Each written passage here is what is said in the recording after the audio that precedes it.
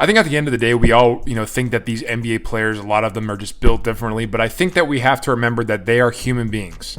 Some of them can rise to certain occasions, some of them cannot.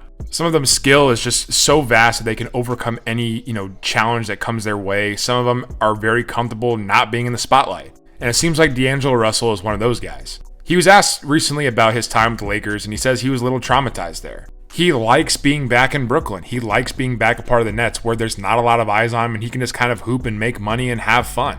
Because let's face it, when you're a member of a team like the Lakers or any of the really big organizations in all of sports, you are always under a microscope. That goes for cities like New York, Los Angeles, Chicago, Boston. These are the biggest sports capitals in the United States, and typically when you're a player on one of those teams, you are held to a different standard. And some players can definitely, elevate themselves to that standard and overcome the adversity that they're going to hear within their own city, but others are just not going to be able to do it and they'll crumble. And D'Angelo Russell is definitely one of those guys that has crumbled. That and the fact that some players just can't hang with certain all-stars, certain all-world players like LeBron and Kobe. There are all types of stories about NBA players that didn't want to play with Kobe, didn't want to play with LeBron. And I get it. It's not for everybody. I understand.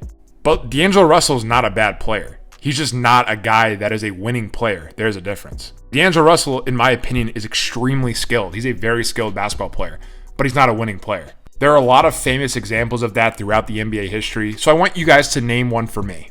Put in the comments, what is a player that was extremely skilled but was not a winning player? I'll give you another one, Monte Ellis.